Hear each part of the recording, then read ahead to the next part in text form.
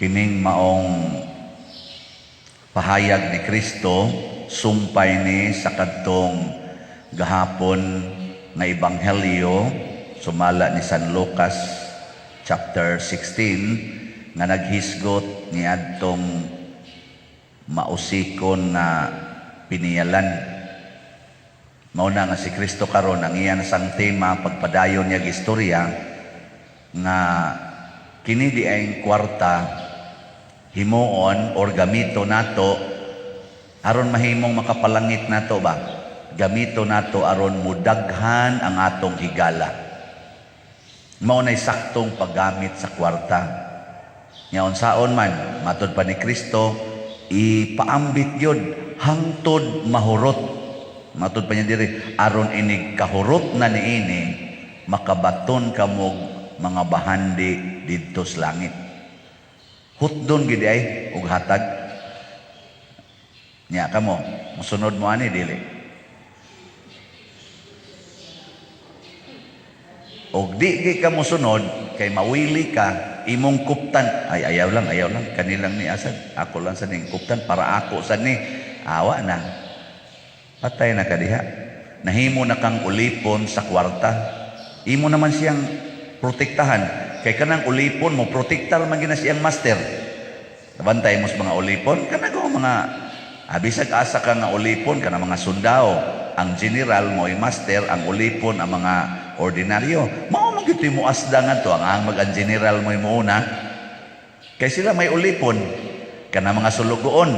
Adias balay ba? Kinsa may manglaba, kinsa may manglampaso, kinsa may mukatkat nga dos kuan. Katog yung sulugoon ang kuan, ang master barog-barog na dire, secured kayo kay mahugo niya na. Muna din ni simbahan ang munosnos ug maayo dinhi kaning kaning murag di ni munosnos. Ang ato mga kuan dinhi tiglimpyo ang pare lakaw-lakaw lang nighawak kanidong kana di anay ana sakto na. Uy sayop na inan ti kag dili ana. Iba ana mga master mo na mga master impiernohonon gina. Abisan sa inyong balay be, kinsa man kuno be mo limpyo ng inyong balay, ang katabang ninyo o ikaw? Ang katabang, kasabaan pa yun. Mo pa'y nang limpyo, mo pa'y naglungag, kasabaan pa yun. Nang laba, inigumag pang laba, tanaw, unsam ning linabahan nimo, naunsa naman ning akong sinina, natanawa, unsa ni tabuan. Usay pa pakapinan, bagnos kunis naong nimo ron. Nga mura ra bagdakog sweldo, gamay ra ba kay ihatag? Ang dakong kwarta tuas amo. No? Hindi tinawad. So ang general rule aron ang kwarta makapalangit saban i-share yun. Pagbaton og daghang mga higala tungod sa imong kwarta, dili kay magkinihaay na mongadtos husgado tungod sa inyong pag-ilog anang kwarta og sa mapalit sa kwarta sama anang mga yuta kanang naang mga unsa pa na dihang mga mapalit og kwarta. Dili kay magpinatyanay ta tungod sa kwarta. Kay ako nakakwarta aning akong pagkapolitisyan, duna gani mo ilog diri sa akong lingkuranan, patyon tagyud mo. Mo nang maghimo nag-political dynasty ang uban nga mga politicians aron wa gyud makailog kay purting kwarta aning dapita. Hindi tinuod. Musuporta gyud ko aning kandidatuha kay kahibaw gyud kong suod mi mudaog lang ni kakwarta gyud ko ani. So kamong dihang mo kontra ani, kontrahon ta mo bisag igsuon pa ta mo, bisag pari pa mo. Ano? Mo kung tutukag hait kayo. Okay. Kining akong gihisgutan nga suod na akong higala kinis Engineer Ernesto Roldan, may he rest in peace. Usa kini ka public servant nga sa akong nahibaw-an siyang kinabuhi, grabe gyud ka faithful sa Ginoo o ka faithful sa iyang pagka-public servant. Usa ni siya kapangulo, isi public servant, og ni-retire siya isi public servant nga gihandom gyud sa iyang mga na under niya ba murag matawag na tog subordinates niya kay kanunay ganyang ipaambit ang ngalan sa Ginoo ngadto sa iyang mga subordinates. ug di gyud siya mudawat og mga kanabang gitawag pahalipay. Siya ko'y tig-approve, usa ko siya tig-approve, di siya mudawat og natakdan sa dangiyang mga anak, labi na gyud ang nasuod kay nako nga iyang anak nga karon kusog kaayong mo suporta dinhi sa atong parokya. Di gyud mudawat anang pahalipay nga dili pinasubay sa legal niya nga sweldo. Public servant, grabe kaayo. Ngano man, unsa may ilang ikahadlukan, ang mata sa Ginoo, dili ang mata sa tao. Kanindot ano, napobre ba sila? Wa. Nadato ba? Wa sad. Manggihatagon pa? Sobra. Why dato nga makatupong sa ilang kamanggihatagon? Sa ako mga nailhan nga mga dato, nga dato-dato yun, di gid sila matupngan sa pagka-generous. Matawag pag inako usahay nga sila, kakato ka, kay mo trabaho maayo, aron maka-income. Nga ang ilasang income, ilarasang i-share ngadto sa mga taong nanginahanglan. Inana, pero wa sa gid sila ingon nga porting uyamuta. Anang ana ba? Nga kontento makis kinabuhi. Kay ang naong tuwa kanunay sa pag-ampo. Mo nay gustos Ginoo. Mo na diri sa unang pagbasa si San Pablo ug ang iyang kuyog gasigi og pangumusta og sigig pasalamat sa mga tao nga nigamit sa ilang kwarta ug sa ilang abilidad aron pagpaambit ngadto simbahan. Wa pa man sila mga simbahan ingon anis una, anha ra man sila sa balay. Mabitan na kita dinhi simbahan, mumisa pud tag balay labi nagnaay. Pero ato lang sang gilimit katang naay namatyan nya panahon sa kaning mga anniversaries para sa mga old age, katungop ay pandemic, mumisa gid ta ana kay ngano man ang unang mga misa sa una ginahimo dihas mga balay, mo nang gahisgot dinig mga balay. Mo nang mumisa tag sud sa balay, sa pamilya, sa mga magtotoo. Pero kay di naman tayo dagkong simbahan, na naman tayo mga kapilya, naningkamot pod ta nga dili lang kita mo himuong general role nga anhas balay, na naman tayo mga tigumanan, adto na tas tigumanan. Pero kung naagyo'y panginahanglan, balay. Pero nakapalambo sa pagtuo, midaghan ang ilang mga amigo. Nidaghan siya ng kaning ingon nga, ug ang tanan nga mga magtutuo sa Asia. Sa to pa, gigamit nila ilang kwarta, aron mo nindot ang ilang banding sa ilang mga isig katao. Kamo, nagamit mo rin sa inyong kwarta para sa tibuok simbahan. Yes or no? Man gaduda, usar ka bukling ang klaro, yes. Gamita yun. Mabita ni kaning mamaligi at tag slots din kada ni mo palit og slot. Ang sayo hitabo, nakigbanding ka sa tibuok San Vicente Ferrer Parish kun kanang maong project para dinhi. Nya katusang namalit atong kapilinha kay para man tus Archdiocese ang imong mga higala karon tibuok Archdiocese sa Sugbo. Deporting na naghana. O niya kung ang project para sa Pilipinas, si BCP, nakigbanding ka sa Tibok Pilipinas. O niya kay nakigbanding man kas Archdiocese, nakigbanding man kas parokya. Ang parokya kay member man sa the whole Roman Catholic Church sa Tibok Kalibutan. Nakigbanding ka niining maong katilingban. Igabot ni Muslangit, ang paninglos Ginoo, na kay mga amigo. Insya na, pila may na-donate ni mo sa Slats Baligya Padersiano, wa kay migo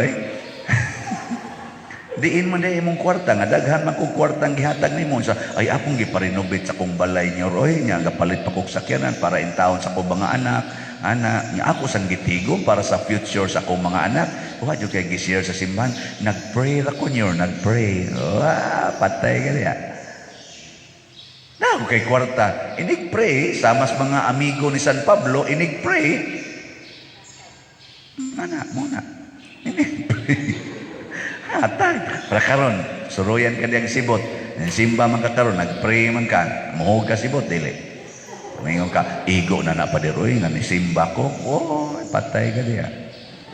Asam din na padong imong gidudahan yung kwarta diya. Sa para kaon ako. O niyang mahurot ng imong ginhawa, kaya naigo kas COVID. Oh, kapugong na. Dili. Pero imo nang ihog kuliktay, kamatay ni mo, maigo kas COVID, di ka maluwas, patay ka, igabot dito, buhi ka. So ang kas langit. Ingon ang Ginoo sa namatian, COVID. Naihigala, naa, pila ka buok. Siya, depende sa kolekta kong ihog. Ang Ginoo, swerte yun ka, kay karong misaha, ubay-ubay man. Dahil tayo kanino, ang naong sa nako, kwarta na lang sa noon. Basta, ayaw gamita ang kwarta, aron mudaghan ang imong kaaway. Muna siya pasabot sa Ginoo. Gamita ang kwarta, aron mudaghan ang imong higala. Daghan ang malipay. Daghan ang magpasalamat. Sama ni San Pablo, sigig pasalamat, nakadawat sa mga hinabang. Mao na siya. Kung imo na lang gamiton, paggubaan ng imong naong, siging kiskis ang imong kilay, siging himo ang imong paputi-puti, di pakulor-kulor buhok, bayad anang para palaygit, para anang abortion, buangon ka. Siging pangural anang agianan, ana di gyud kahatag bisag dugang na lang usa ka metros para mudako-dakong agianan. Buangon ka. Para lang anang imong gamay kayo nga yuta, di na nimo ihatag para sa kaayuhas publiko. Di ba? Hangol gyud kay tanan. Hinatag ra nas Ginoo, portin daghanan nimo higala. Nang litan ron, ang inyong agianan single lane ra, usa ra ka sakyanan ang makaagi. Nya na kay dako-dakong luna, imong tagaag additional nga 2 meters. O diwa na magsugat ng sakyanan, kinsa may naghatag ani agianana, kada tao mo agi dako lagi ni agianan din eh, kinsa may gahatag ani sikon, ala no ana iampo na to anano. Mga naong ninyo gatutok lang na ako. Di gyud mo sanong bitaw pa dir ana na wala na mo diya.